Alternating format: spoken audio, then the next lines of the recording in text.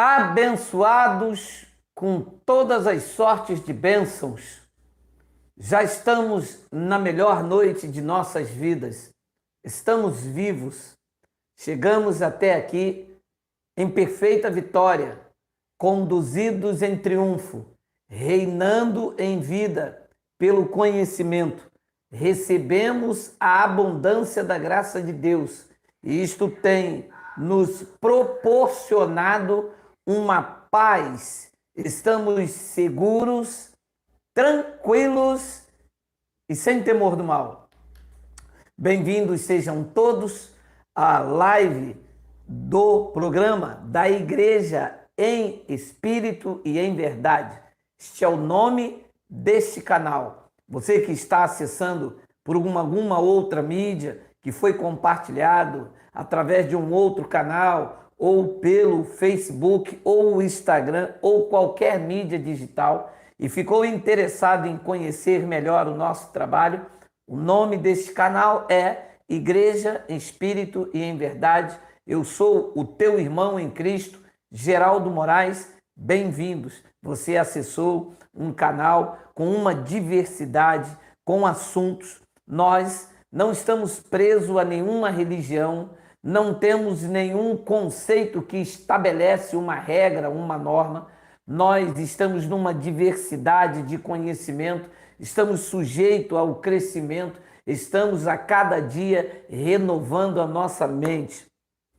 Bem, amanhã, domingo, dia da nossa reunião presencial. Nós estamos aqui no Rio de Janeiro, na rua Aporé, número 12, na Vila Sarapuí. A partir de 9 horas da manhã começa a nossa transmissão. O louvor é transmitido através do canal Graça Sem Retoques. Nós estamos transmitindo os louvores ao vivo, você que gosta de acompanhar os louvores, e a partir de 10h20, ao vivo, aqueles que estão em outro estado, em outros países, vários lugares do mundo, acompanhando a nossa mensagem, 10h20, nós entramos ao vivo. E amanhã nós temos uma palavra impactante.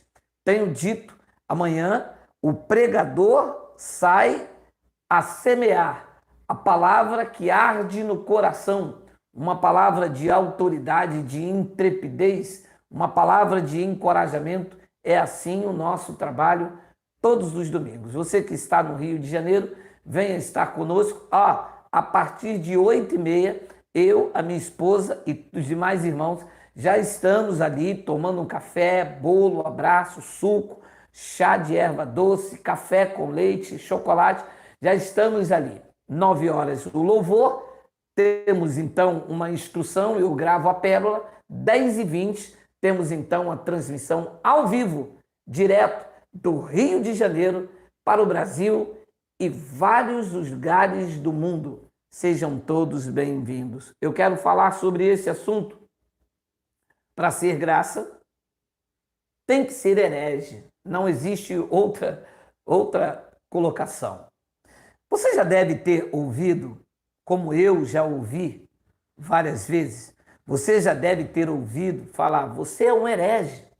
Ou então, quando você compartilha um vídeo nosso, as pessoas dizem, esse homem é um herege.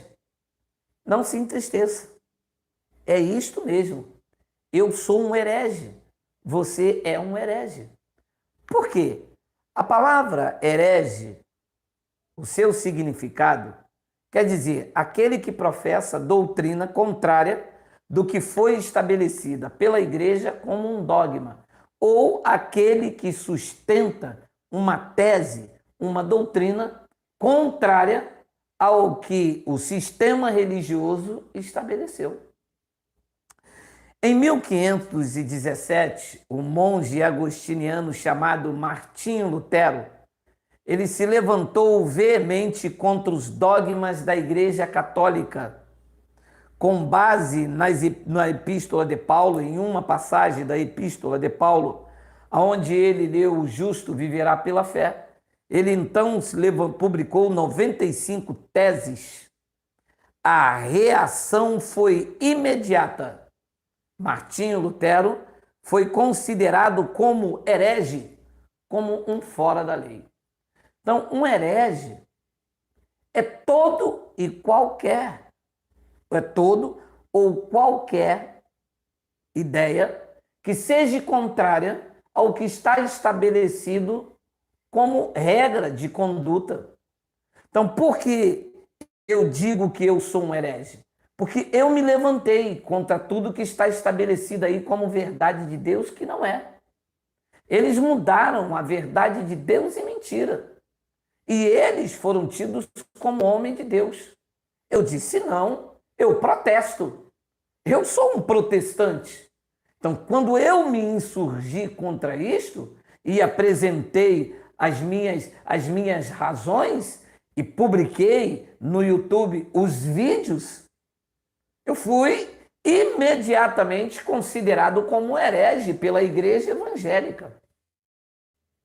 Haja vista, existem pessoas que tentam refutar os nossos vídeos e dizem as heresias de Geraldo Moraes. Verdade, são heresias, porque a palavra herese, haerese, quer dizer alguém que se levantou contra aquilo que estabeleceram. Jesus de Nazaré, nos dias de sua carne, ele se levantou contra toda a religiosidade e farisaísmo. Em síntese, ele foi considerado um herege. Vamos acompanhar um confronto de Jesus de Nazaré em Lucas, capítulo 11, versículo de número 43. Ai de vós, fariseus, porque gostais da primeira cadeira nas sinagogas e das saudações nas praças. Veja, ele começa então a se levantar contra aquele protocolo, contra aquilo que era vivido naturalmente pelos fariseus. Ele disse, ai de vós, porque gostais da primeira cadeira nas sinagogas e nas saudações nas praças. 44, ai de vós, que sois como as sepulturas invisíveis, sobre as quais os homens passam sem o saber. Então, respondendo um dos intérpretes da lei, disse a Jesus, mestre, dizendo estas coisas, também nos ofende a nós outros. Então, Jesus, com as suas palavras, ele ia contra tudo aquilo. E veja, o intérprete da lei, o escriba, disse, o senhor está nos ofendendo. É uma ofensa. Esse é o papel de um herege, se levantar contra aquilo que está estabelecido. Em síntese, Jesus aqui estava sendo um herege, porque estava se levantando contra aquilo que eles estavam estabelecendo como uma verdade de Deus, e na verdade era um insulto. Abençoados, o que está aí fora é um insulto. Graças a Deus que muitas pessoas têm se encorajado e têm se levantado, aberto o canal, fala daqui, fala dali, fala dali. Graças a Deus que nós, encorajados pela ousadia do Espírito de Cristo, nós nos levantamos contra esses homens que estão aí, contra tudo isso que está aí, nós dizemos que não. Ele continua, então, no versículo de número 6, mas ele respondeu, versículo de número 46, deixa eu só me ver aqui na minha colinha, vou ler até o 54, mas ele respondeu, ai de vós também, intérpretes da lei, porque sobrecarregai os homens com fardos superiores às suas forças, mas vós mesmo nem com dedos tocais. 47. Ai de vós, porque edificais os túmulos dos profetas que vossos pais assassinaram. Assim sois testemunhas e aprovais com cumplicidade as obras do vosso pai, porque eles mataram o profeta e vós lhe edificais o túmulo.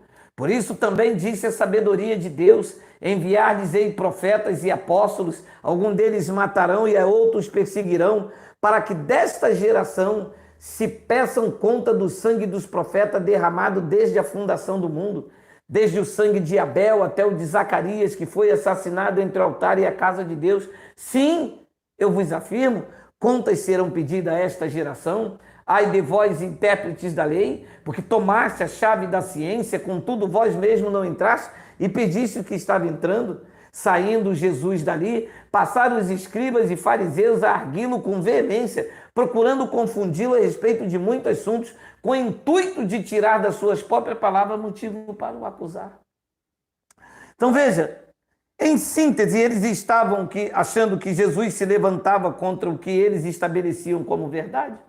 Jesus se insurgia contra eles e eles queriam achar alguma coisa em Jesus.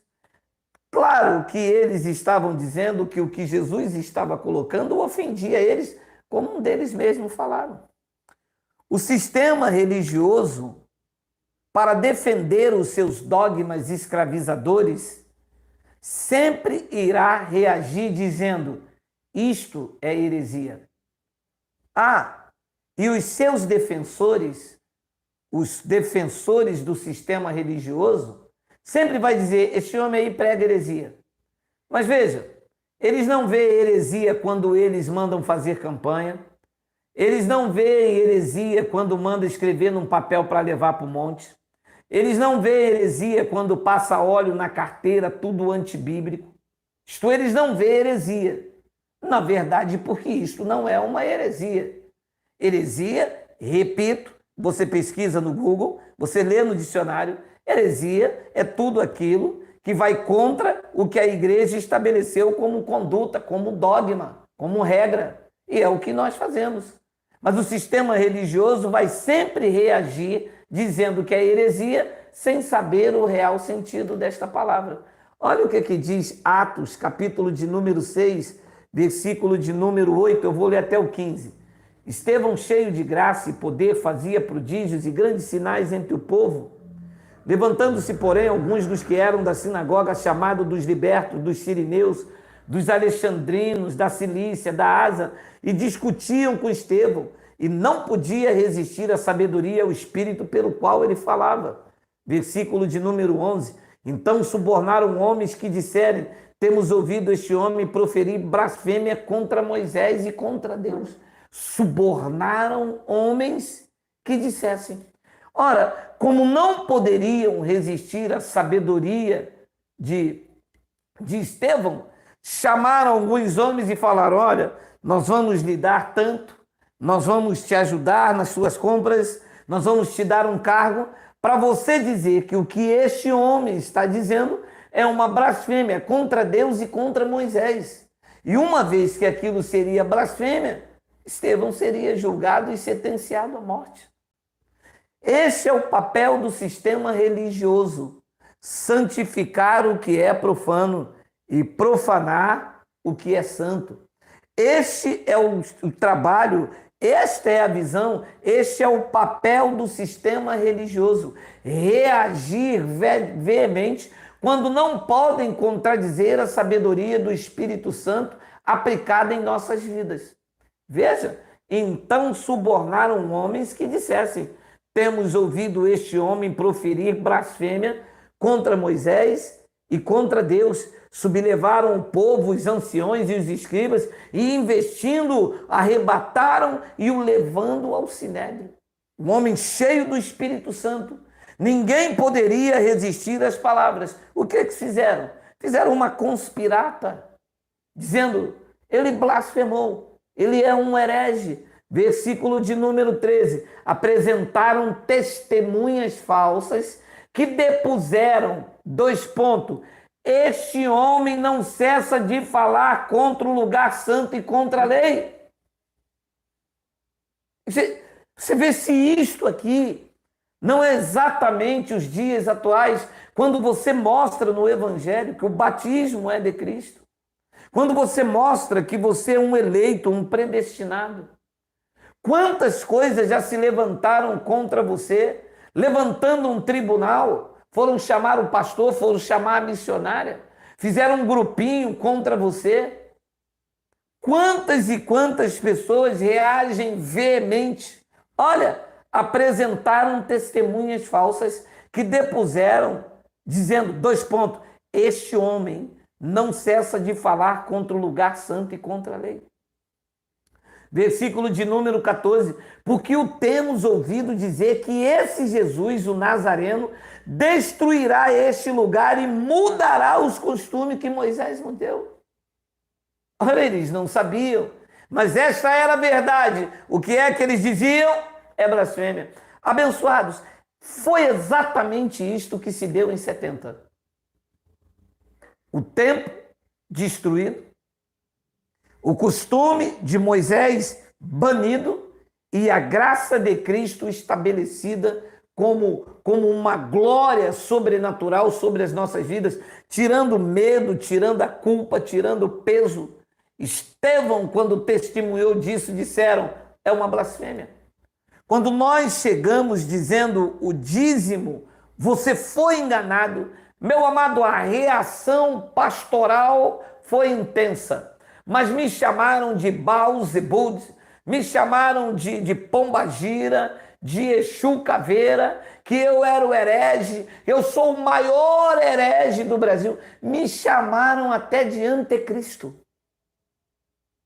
Ora, o sistema sempre reagiu assim. Os senhores estão lendo comigo como que o sistema reage ante a sabedoria. Diz que Estevão era cheio da sabedoria e do Espírito Santo. Ninguém poderia contradizê-lo. Chamaram então testemunhas falsas. Olha o que o homem dizia, porque temos ouvido dizer que esse Jesus, o Nazareno, destruirá este lugar e mudará os costumes que Moisés nos deu. 15. Todos os que estavam assentados no sinédrio, fitando os olhos de Estevão, viram o seu rosto como se fosse um rosto de anjo. Viu que o brilho da sinceridade, viram que a unção da verdade, viram que o que ele falava realmente partia do alto, mas com as testemunhas falsas. No sinédrio. Este é o papel da igreja atual. Testemunhas falsas, calúnia, perseguição, ataques, mentiras, testemunhas falsas contra a verdade do Evangelho, que não vai prevalecer, porque nesse time da história nós estamos fortalecidos, corroborados. A cada dia o nosso homem interior se renova, os olhos são iluminados, o temor do Espírito é a nossa retaguarda. Nós andamos hoje sobre uma comunhão plena do Pai, não precisamos manobras, não precisamos enganar. A verdade do Evangelho por si só se autossustenta em nossas vidas. A melhor, a verdade do Evangelho se sustenta, nós vamos nos sustentando. A nossa capacidade vem de Deus. E isto tem feito este Evangelho maravilhoso crescer.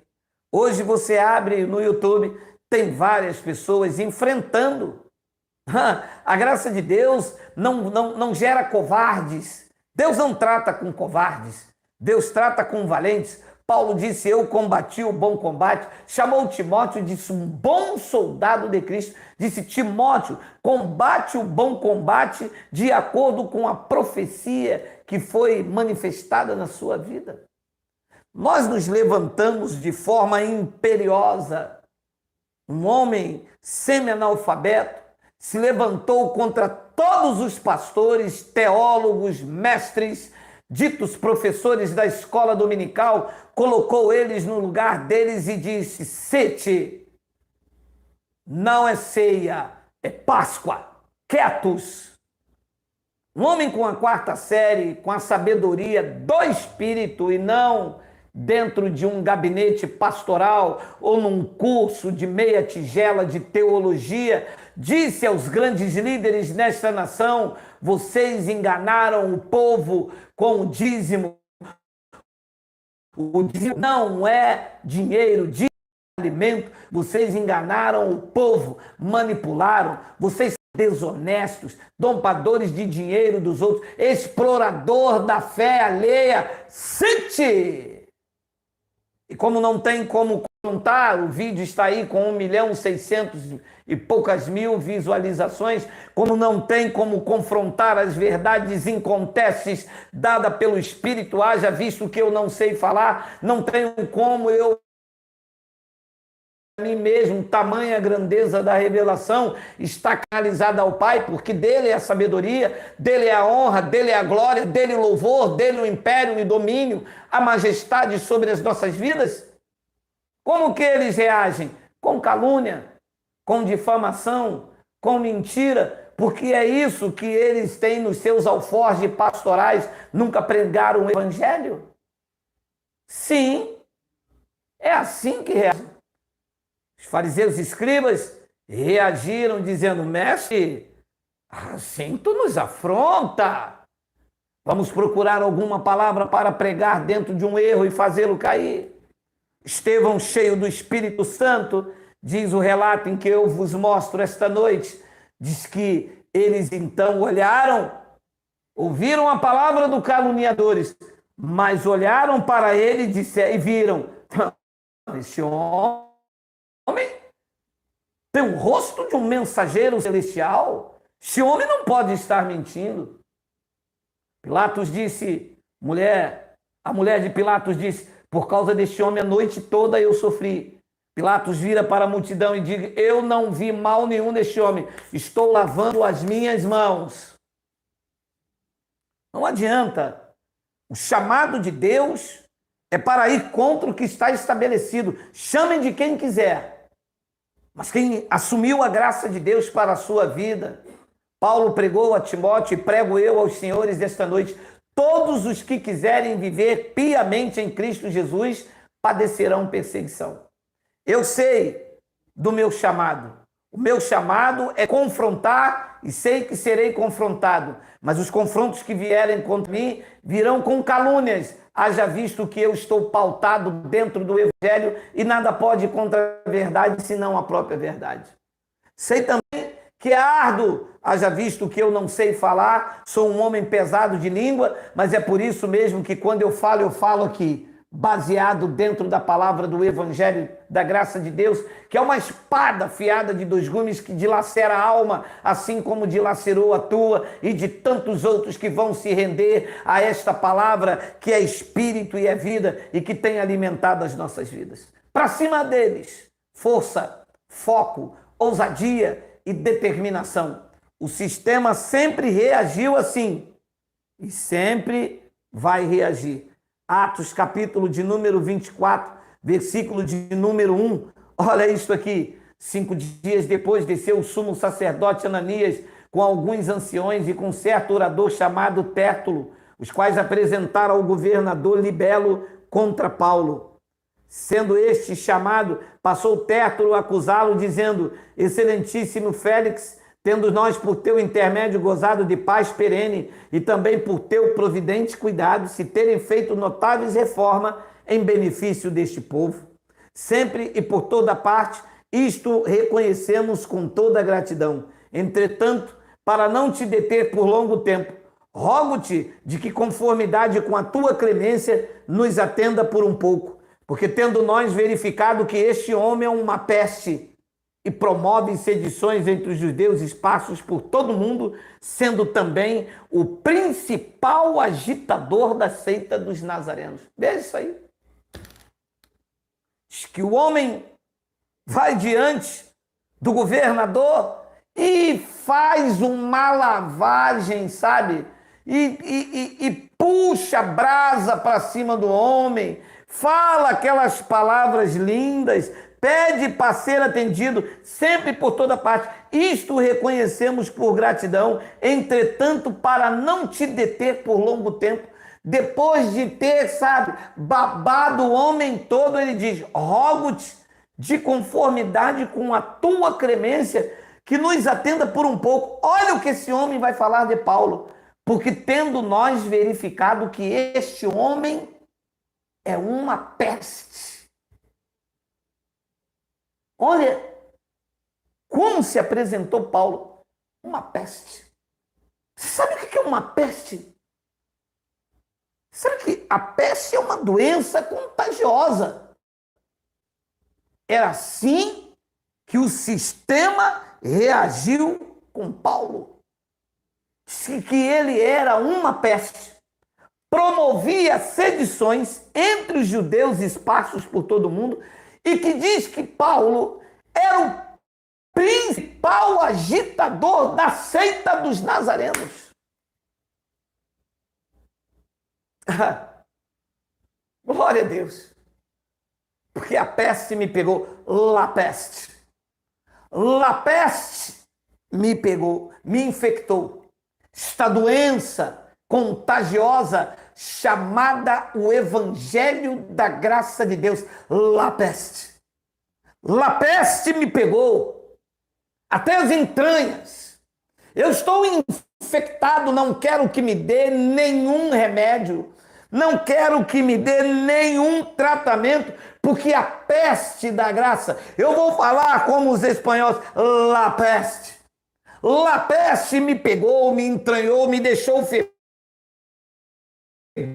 estou com as plaquetas arriadas, eu estou totalmente infectado pela la peste, a graça de Deus.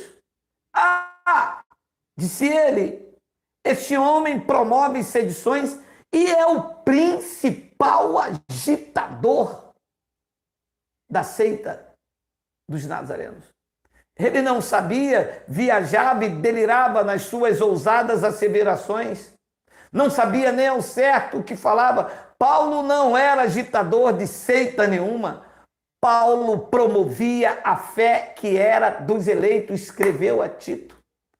Paulo pregava a Cristo ressuscitado.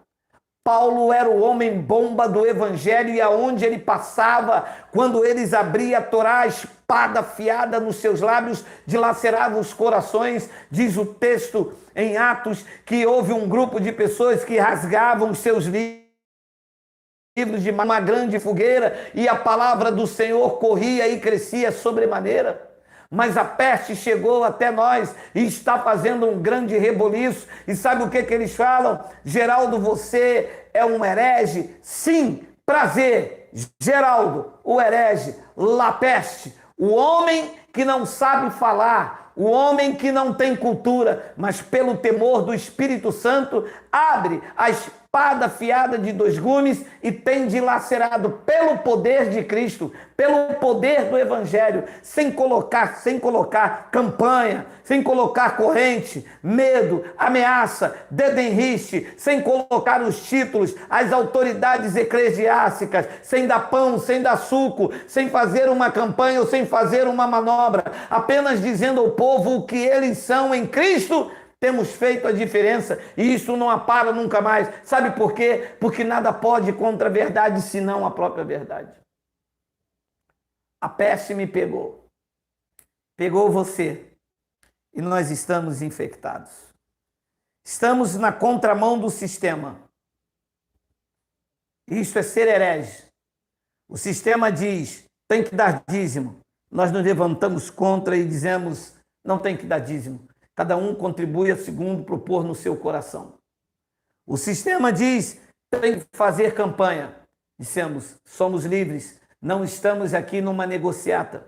O sistema diz, tem que batizar nas águas. Nós falamos no primeiro século da era cristã, a igreja recebeu o batismo que serve para todos nós.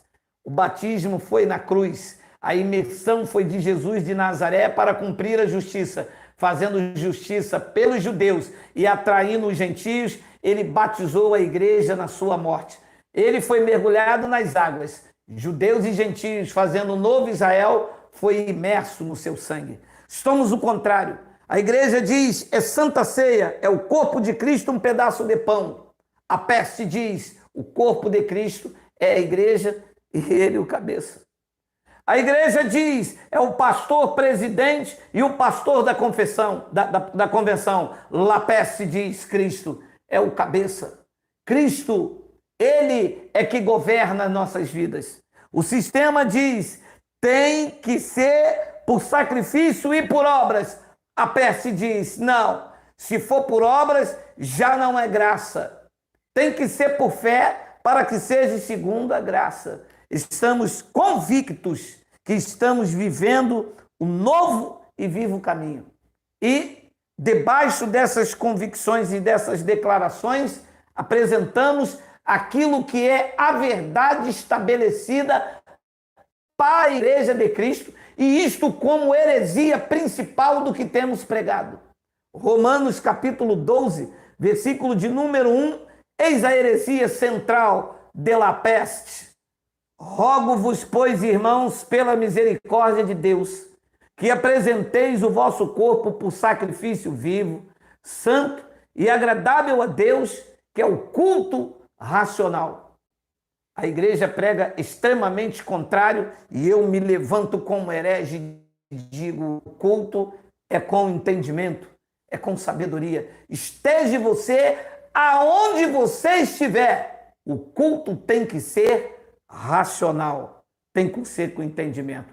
Para quê? Diz o versículo de número 2: e não vos conformeis com este século, mas transformai-vos pela renovação da vossa mente, para que experimenteis qual seja a boa, agradável e perfeita vontade de Deus. Sabe quando o sistema religioso doutrinal, que nos chama de herege, e na colocação da palavra é isso mesmo que somos, sabe quando eles vão receber, vão experimentar a boa, a perfeita e agradável vontade de Deus?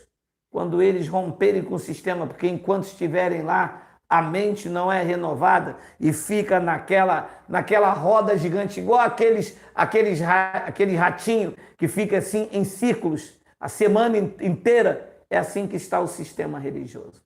Eu louvo a Deus pela sua vida. Quero agradecer a sua participação em mais uma noite. Está fechando aí mais um fim de semana, mas eu acredito que nós estamos seguros, tranquilos e sem temor do mal. Obrigado. Queria passar isso para vocês. Para ser graça, tem que ser herege. Tem que se levantar o que está aí. Não adianta no poço de Jacó e querer que do seu interior flua rios de águas vivas. Não. Ele diz: se você continuar a beber desta fonte, você vai ter sede. Mas se você beber da água que eu lhe der, rios de águas vivas fluirão do seu ventre. E a água que Cristo tem, ele estava falando acerca do Espírito, desse Espírito da graça, que é onde nós estamos no ministério do Espírito, para beber desta água, para ser fonte desta água, para ser fonte desse Espírito, para falar nesta autoridade sobrenatural, tem que romper. A espada tem que cortar alto a baixo, entrar na divisão da alma e do espírito, dilacerar o homem, desconstruir toda esta parafernália, desconstruir tudo isso que está montado aí como dogma, como observação e como preceito, e deixar só o evangelho de Cristo, lavando, já lavou, mas tirando os carrapichos do sistema religioso. É isso que nós estamos apresentando como verdade de Cristo. Um grande e caloroso abraço. Até amanhã, querendo o Pai. Assim é, graça e paz.